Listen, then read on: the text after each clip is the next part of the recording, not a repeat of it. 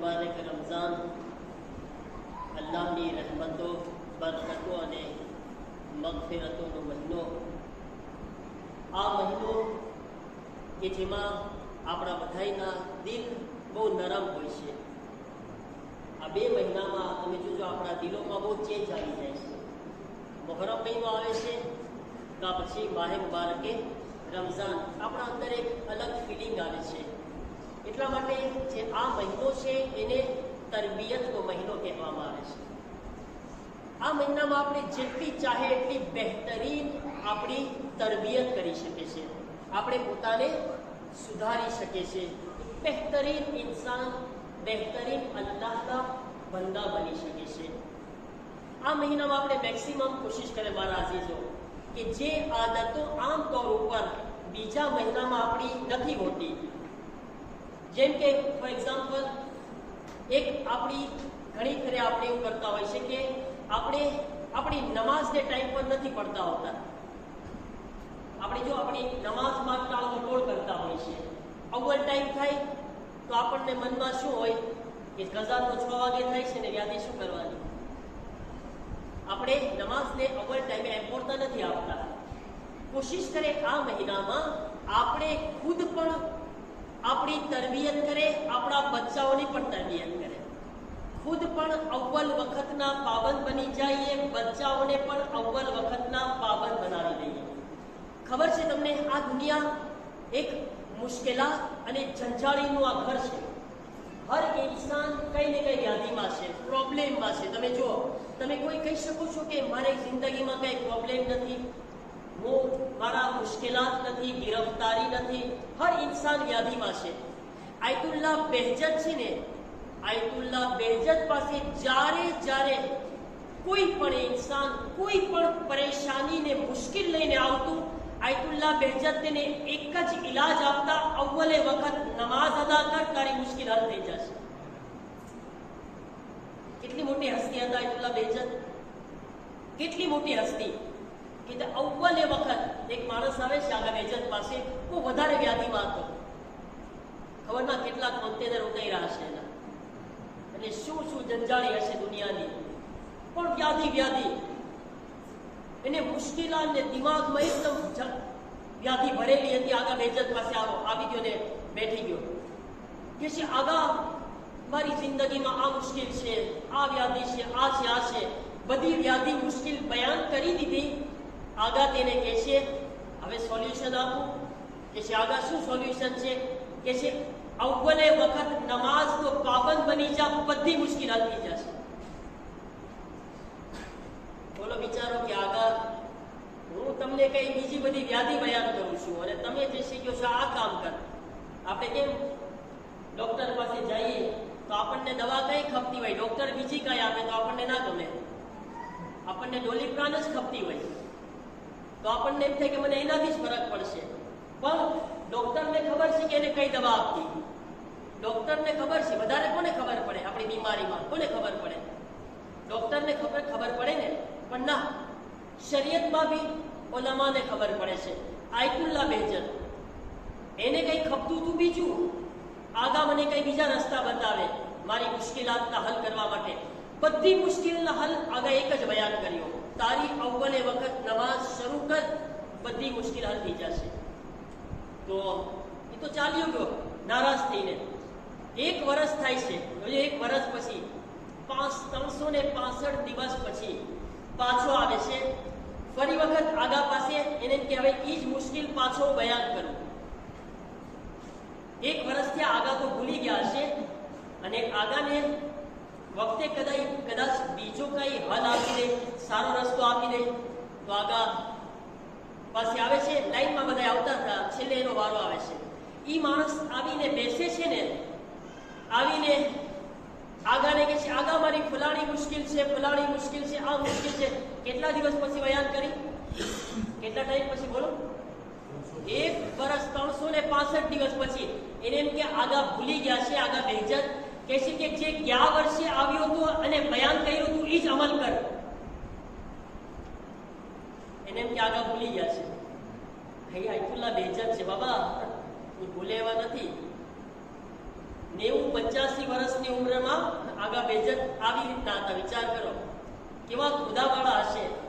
એને ખબર છે શું મુશ્કેલ લઈને આવ્યો હતો અને શું તારી મુશ્કેલનો હલ મેં બયાન કર્યો કે તારી મુશ્કેલનો એક જ હલ છે, તારી નમાઝનો પાબંદ થઈ જા, તારી બધી મુશ્કેલ હલ થઈ જશે. યકીન માનો મારા અઝીઝો, આ હલ છે તમામ મુશ્કેલાતનો, તમામ પરેશાનીનો હલ આ છે અગર આપણે સમજે તો. શાહનો જમાનો છે. શાહ તમને ખબર છે ઇન્કલાબ પહેલા નો જમાનો, આજથી લગભગ 150 કે 200 વર્ષ પહેલાની વાત છે, જ્યારે એક મુજતહિદ હતા મશહદની અંદર, આયતુલ્લાહ નખૂદકી, આયતુલ્લાહ અબુલ હસન નખૂદકી. બહુ ધ્યાનથી સાંભળજો. હવે શાહ જે બાદશાહ, ખબર છે કે બધા કેવા ઝાલિમ બાદશાહ હતા. શાહ ના ખુદાને માનતો, ના ઇમામ રેઝાને માનતો, કોઈને ના માનતો. ખુદા કોઈ નાસ્તિક માણસ. ઈ શાહ, એનો જવાન દીકરો બીમાર પડે છે. શાહ યુરોપ જાય છે, એને એવું કેન્સર યા એવું પ્રોબ્લેમ થઈ ગયેલા જવાન દીકરાને કે ડોક્ટરો કીધા કે તારો દીકરો 3 કે 4 મહિનાથી વધારે જીવતો નહીં રહે. 4 મહિનાનો મહેમાન, જવાન દીકરો. ગમે એવો માણસ હોય પણ ઔલાદની મોહબ્બત અલ્લાહે જે દિલમાં રાખી છે ને, ઘણી ફેર આ બચ્ચા હોય ને એને ન ખબર પડે કે મારા મા બાપ છે એ મારા માટે શું તકલીફ ઉઠાવી રહ્યા છે અને મારા મા બાપને મારા માટે શું તકલીફ પડી રહી છે. એ લોકો એને ક્યારે ખબર પડે? જ્યારે પોતે જવાન થાય ને એની ઓલાદ આવે પછી એને ખબર પડે કે મારા મા બાપની તકલીફ શું હતી. પણ ટાઈમ લાગે આ લોકોને. શાહ ગમે એવો માણસ હતો, અલ્લાહને નહોતો માનતો, પણ જવાન દીકરો જ્યારે બીમાર પડે છે, ડોક્ટરો પાસે ગયો. 4 મહિનાનો મહેમાન છે, ડોક્ટર કીધા. યુરોપ આવે છે, યુરોપમાં મોટા મોટા ડોક્ટરો પાસે. ડોક્ટરો જોઈને કહે છે કે તારા દીકરાનો કોઈ ઈલાજ નથી, 3 કે 4 મહિનામાં છોકરો મરી જશે. પાછા તહેરાન આવે. જ્યારે તહેરાન આવે છે તો હવે એની મદામ મોમિના હતી. શાહ પણ શિયા હતો, પણ મોમિન નહોતો, નામનો શિયા હતો ખાલી. એની મદામ મોમિના હતી. એની મદામ કહે છે કે એ મારા ધણી, તે તારી રીતે ઈલાજ કરી લીધો, બરાબર છે? બધા ડોક્ટરોને દેખાડી દીધું, ઓકે ડાક્ટર? કહે છે હા. હવે એક ડોક્ટર હું બતાવું, એની પાસે આવીશ તું? એક ડોક્ટર હું દેખાડું છું. તારા ડોક્ટર તમામ થઈ ગયા. કહે છે કે આવીશ મારા સાથે? કહે છે કે હા વાંધો નથી, અગર આપણો છોકરો સારો થતો હોય તો આપણે બીજું શું ખપે. તો કહે છે કે એ ડોક્ટર કોણ છે? કહે છે બધાય દુનિયાના ડોક્ટરને દેખાડી દીધું, હવે ચાલ મશહદમાં એક ડોક્ટર ઇમામે રેઝા અલૈહિસ્સલામ છે.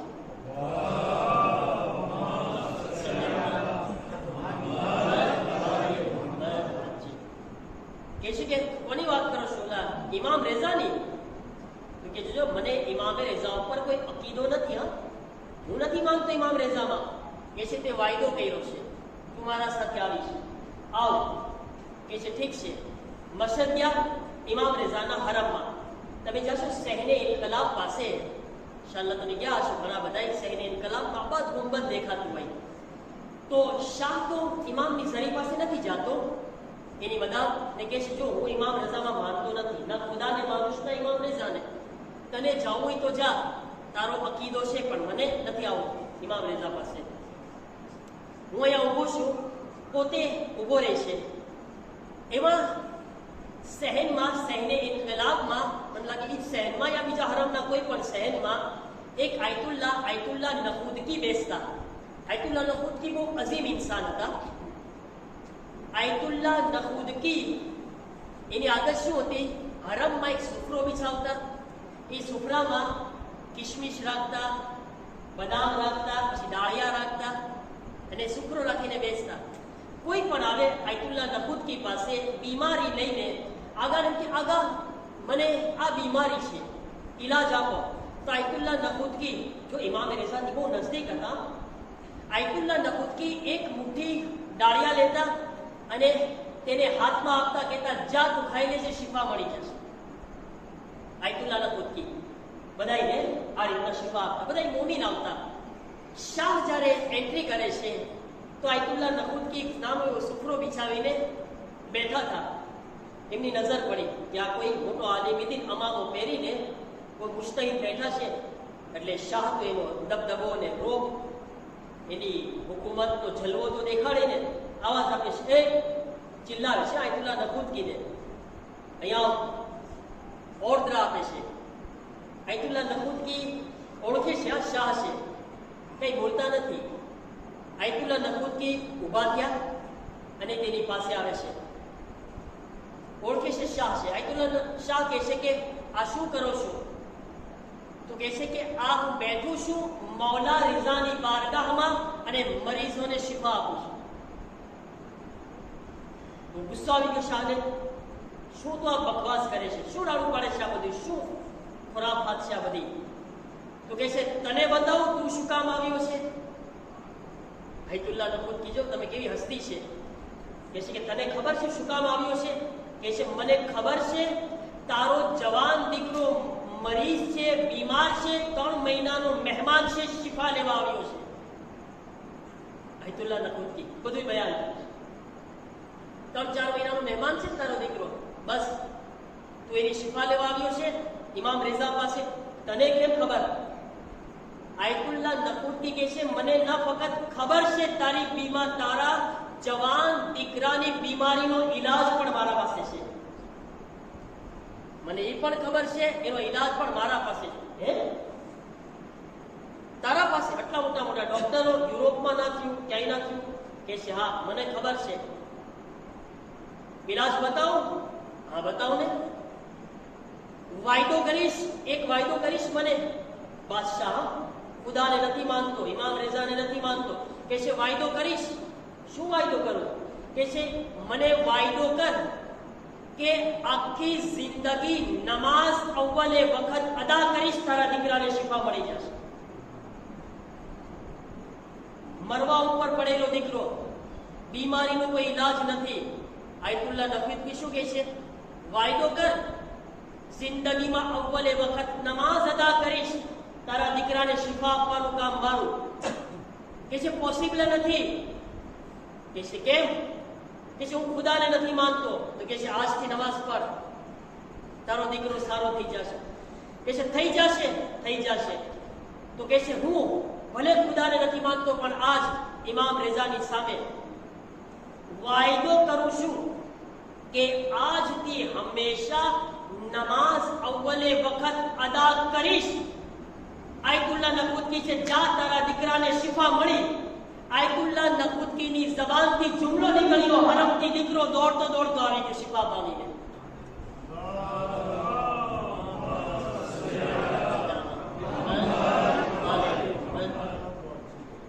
કહે છે કે કોઈ બીમારી નથી. અને એના પછી એના દીકરાની અંદર કોઈ જાતની બીમારી બાકી ન હતી.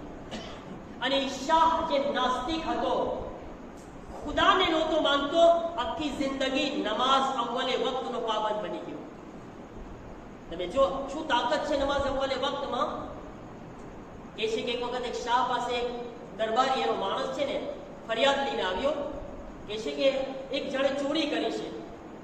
તો શાહ બહુ નેરવેબો હતો, બંદૂક લીધી યા જે બી એની પાસે હથિયાર હશે લીધો અને કહે છે એને મારા હાથે હું મારીશ, મારા હાથે એને હું મારીશ. ક્યાં છે ચોર? ચોર પાસે લઈ જાય છે. જ્યારે શાહ એ ચોરની પાસે પહોંચે છે ને એ જ વખતે અઝાન આવી. શાહને વાયદો યાદ આવ્યો.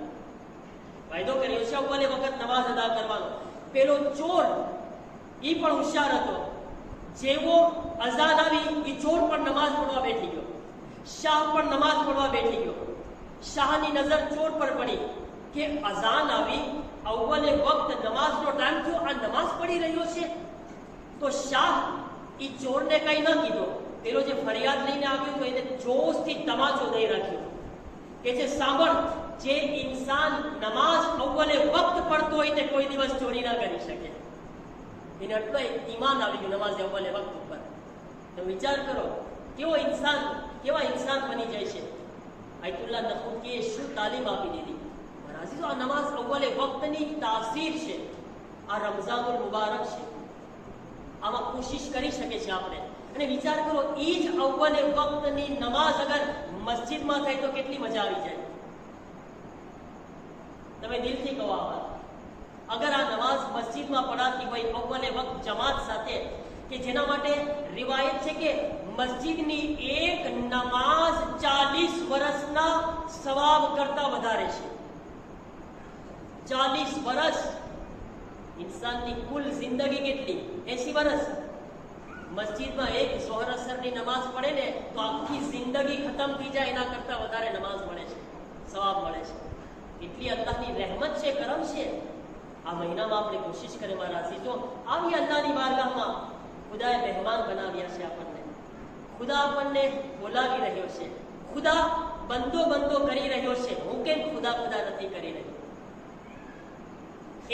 એને મારી કાંઈ જરૂરત નથી તો બી બંદો કરી રહ્યો છે. મારે બધી એની જરૂરત છે તો બી હું એનાથી ભાગી રહ્યો છું. એના વગર મારું શું થઈ શકવાનું છે? કઈ નહીં મારા અઝીઝો. આવીએ, ખુદાના મહેમાન છીએ, બંદા બી બની જઈએ, બહેતરીન બંદા બની જઈએ. અવ્વલે વક્તની ફઝીલતમાં જે ફાયદા મળે છે જલ્દી બયાન કરી દઉં મારા અઝીઝો. અગર કોઈ માસૂમની રિવાયતો બયાન કરું છું. અગર કોઈ શખ્સ અવ્વલે વક્ત નમાઝ અદા કરશે તો માસૂમ ફરમાવે છે એની હાજતોને અલ્લાહ પૂરી કરશે. આપણે ઘણી બધી હાજતો પૂરી નથી થતી ને, અવ્વલે વક્તના પાબંદ બની જઈએ, અલ્લાહ હાજતો પૂરી કરવા લાગશે. પછી અગર અવ્વલે વક્તની નમાઝ પડશું, માસૂમ ફરમાવે છે જન્નત એનાથી કરીબ આવી જશે, જહન્નમ એનાથી દૂર થઈ જશે. જન્નત બાજુમાં, જહન્નમ દૂર. પછી આગળ ફરમાવે છે અગર કોઈ અવ્વલે વક્ત નમાઝ પડશે તો દુનિયાની બલાઓને અલ્લાહ એનાથી દૂર કરશે. કેટલી બલાઓ છે, કેટલી મુશ્કેલાત છે. હર ઇન્સાન કઈ ને કઈ બલા મુસીબતમાં ફસાયેલો. અલ્લાહ કહેશે દુનિયાની બલાઓને હું દૂર કરી દઈશ. તો અવ્વલે વક્ત મને યાદ કર, દુનિયાથી હું તને નજાત આપીશ. પછી આગળ ફરમાવે છે ગિરફ્તારી અને મુશ્કેલાતથી અલ્લાહ એને દૂર કરી દેશે. ગિરફ્તારી, પરેશાની, મુશ્કેલાત માસૂમ ફરમાવે છે અલ્લાહ એની મુશ્કેલીઓને દૂર કરવા લાગશે એની અવ્વલે વક્ત નમાઝના કારણે. અને પછી ગુનાહોની આગને અલ્લાહ ખામોશ કરી દેશે. ગુનાહોની આગ એનાથી ખામોશ થઈ જશે. અને છેલ્લી, આપણા બધાયનો મોટામાં મોટો દુશ્મન શૈતાન, અલ્લાહ આપણને એનાથી દૂર કરી દેશે.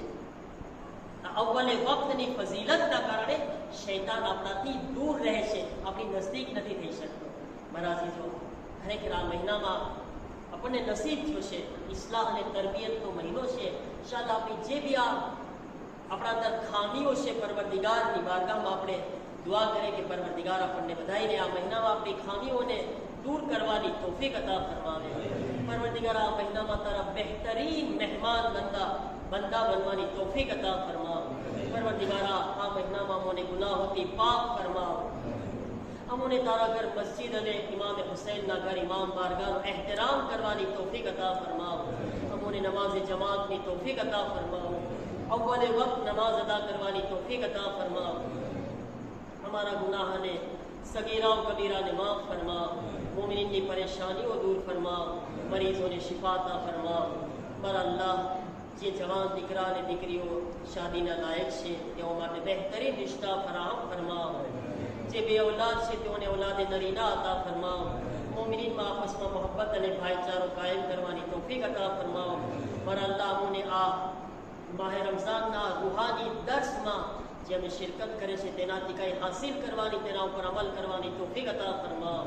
પરવરદિગારા જન્નતુલ બકીના રોઝાઓની તામીરના અસબાબ ફરાહમ ફરમાવ. इमामना ज़ुहूर मा ताजील फरमाओ. हमने इमामना गुलामों मा शामिल फरमाओ. हम उन्हें ज़ुहूर इमाम सुधी ज़िंदगी नसीब फरमाओ. ज़ुहूर पसी मौला की खिदमत में शरफ नसीब फरमाओ. रब्बना तक़ब्बल मिन्ना इन्नका अंतस समीउल अलीम.